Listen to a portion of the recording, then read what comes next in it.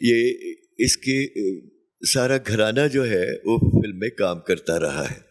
ان کی جو بہنیں ہیں جو ان سے عمر میں بڑی ہیں، جو بڑی ہیں اب تو خیر وہ فلم میں کام نہیں کر رہی، وہ بھی بڑی ہی باصلاحیت اور بڑی اچھی اداکارہ تھی، لیکن انہوں نے اس کو زیادہ کنٹینیو نہیں کیا اور گھر گرہستی کا کام وہ انہوں نے سنبھال لیا اور شادی بھی کر لی. ان کی والدہ بہت اچھی آرٹسٹ تھی. تو جرار صاحب کے ہاں ان کی والدہ سے میری ملاقات ہوئی، پہلے بھی ہم کام کر چکے. تو ان کی والدہ سے جب ملاقات ہوئی تو ہمیں ایک ہیروئن کی تلاش تھی، ایک خوبصورت خوش شکل، ایک سبیحہ کی شکل میں، ہاں سبیحہ کی شکل میں. اور دیکھیے صورت تو اللہ نے اسے بہت اچھی دی ہے ماشاء اللہ. یہ پاکستان میں ایک بہت بہت ہی خوشگوار اضافہ ہوگا انشاءاللہ.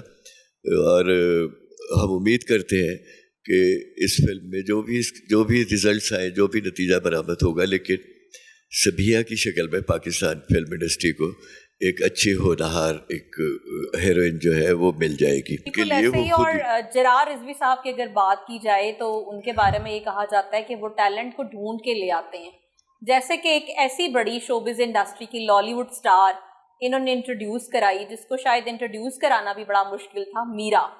میں تو میرا کیا جتنی کوشش کی کہ چاہے لڑکے ہوں چاہے لڑکیاں کے اچھے ہی انٹروڈیوس ہوں.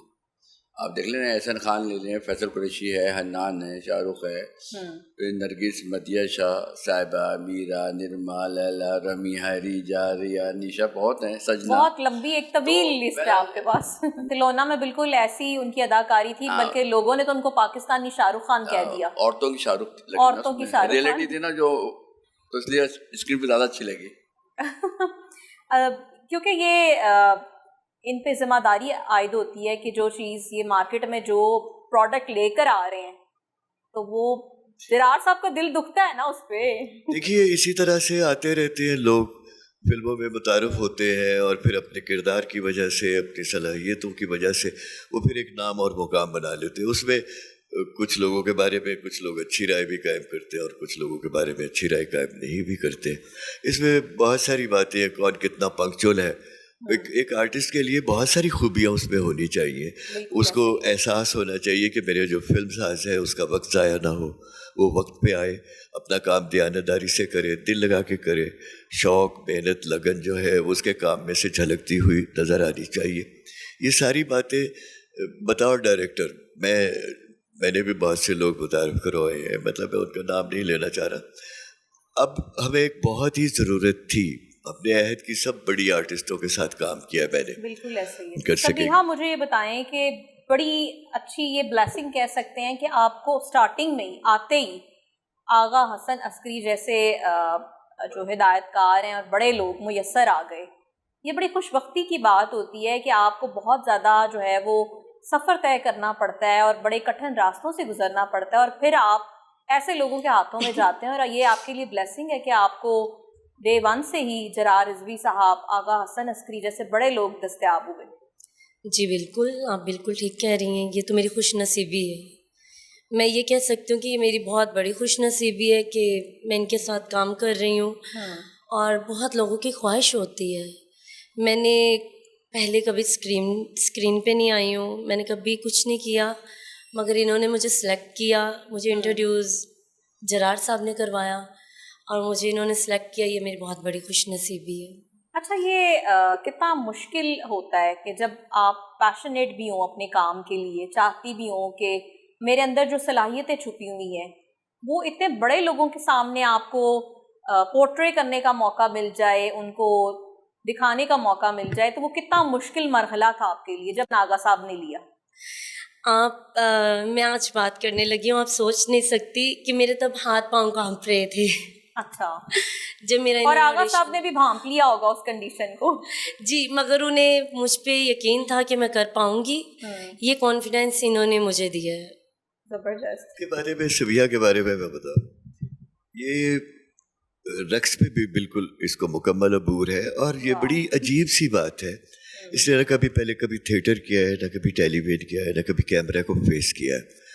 تو میں محسوس کر رہا تھا کہ شاید کیمرے سے شائی فیل نہ کرے اور شاید ویسا नाकाम कर पाए। लेकिन आगा साहब जैसे आपने बताया इनकी वालिदा और मैंने खुद जी, भी तो इनके अंदर तो इनके खून में रचा बसा ना मैंने पानी। जब ऑडिशन भी किया ना तो थोड़ा सा ये शर्मा रही थी, घबरा रही थी।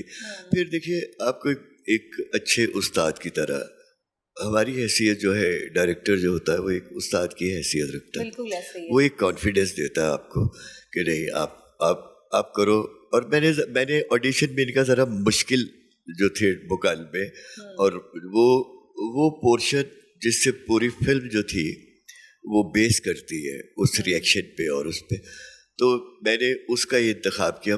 मैंने रक्स तो मैं देख लिया था मैंने इनका कि ये बहुत ही अच्छी रक्कासा, बहुत ही अच्छी डांस में आपको पाकिस्तान में एक बहुत ही अच्छी परफॉर्मर का इजाफा हो रहा है। बहुत ही परफॉर्मर का इजाफा होगा। और उसके साथ साथ आप इसको बहुत ही बासलाहियत अदाकारा भी देखेंगे। आगा साहब, जरार साहब भी बैठे हुए हैं, अज़ा की शायरी के रंग बिखेरना ये भी कोई आसान बात नहीं, बहुत मुश्किल काम। इसीलिए जब मैंने देखा ना कि इसके चेहरे पे वो जो शायरी है, जो शेर है, जो जेस्चर्स हैं वो उसको मुकम्मल कर रही, तो ये तो मुझे अंदाज़ा हो गया कि जो रोमांटिक सीन्स होंगे या जो नॉर्मल सीन्स होंगे तो ये बहुत अच्छा कर पाएगी। लेकिन जो ड्रामेटिक नोट्स हैं और जो ऐसे सीन्स जिस पे कहानी बेस करती है और जिस पे इसको ज़्यादा ट्रैवल करना है, जो एक लंबा और तवील अरसा है परफॉर्मेंस का, वो ज़रा मुश्किल था।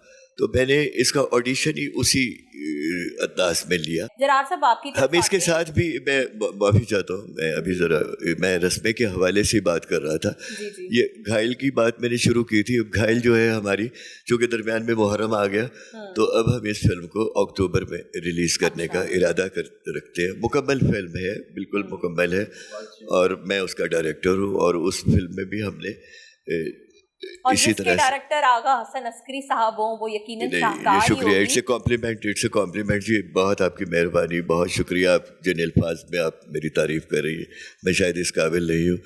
ये मुझे कुछ छीनने हैं, ये माइक छीनने की कोशिश कर रहे हैं, मैं इनको माइक अभी नहीं दे रहा। नहीं, आप इनको दे माइक, मैं देता हूँ। हाँ, लेकिन अच्छा, तो ये बस एक खुशगवार इजाफा है। और मैं एक बात जो करना चाहता हूँ जरार साहब से, इसीलिए मैं माजरत चाहता हूँ, सॉरी मैंने आपको माइक नहीं दिया। हमारे यहाँ हमें इसलिए ये काम करना पड़ रहा है कि हमारे एक चेयरमैन है प्रोड्यूसर एसोसिएशन के, जुल्फ़कार अहमद माना, उन्होंने मुझे एक फिल्म के लिए डायरेक्टर लिया है, जिसके लिए नासिर अदीब साहब, जिनकी legend of Maula Jatt release हुई, और वो भी मेरी ही दरियाफ्त है जो पहली बार, वो जो गंडासा जी, वो वही मैंने जी बिल्कुल इंट्रोड्यूस करवाया था। तो वो स्क्रिप्ट विद डायलॉग्स मुकम्मल उन्होंने करवाया है, उसमें उनके बेपनाह उनके अखराजात आए, वो फिल्म का स्क्रिप्ट भी मुकम्मल है। लेकिन जब हम आर्टिस्टों के पास गए, उसमें मुझे ये कहते हुए कोई आर नहीं है, मैं उनकी कोई ये बदतारीफ़ी नहीं कर रहा। हमारे प्रोड्यूसर ने और मैंने और नासिर अदीब साहब ने, हमने हर मुमकिन कोशिश की कि हमारे जो इस वक्त जो स्क्रीन पे जो नुमाया अदाकार हैं, उसमें कराची से वो लोग वाबस्ता है, उन्होंने हमें वो उस तरह से हमारी हौसला अफजाई नहीं की। हमारे ज़्यादा मांग लिया। नहीं, मुआवजा भी मेरे प्रोड्यूसर जो थे जुल्फ़कार साहब, माना साहब, वो देना, वो चेयरमैन है प्रोड्यूसर एसोसिएशन के और बड़े रेगुलर प्रोड्यूसर है, वो सब कुछ उनकी जो जितने भी उनके तहफ़्फ़ुज़ात थे वो पूरा करना चाह रहे थे। लेकिन उसके बावजूद उन्होंने कुछ ज़्यादा हमें नहीं हमारी तरफ तवज्जो की, जिसकी वजह से फिर हमने ये फ़ैसला किया कि अगर पंजाब की फिल्म इंडस्ट्री को आपने असर नौ यहाँ की रौनकें बहाल करनी है, तो फिर आपको यहाँ आर्टिस्ट तलाश करने होंगे, नए चेहरे लाने होंगे।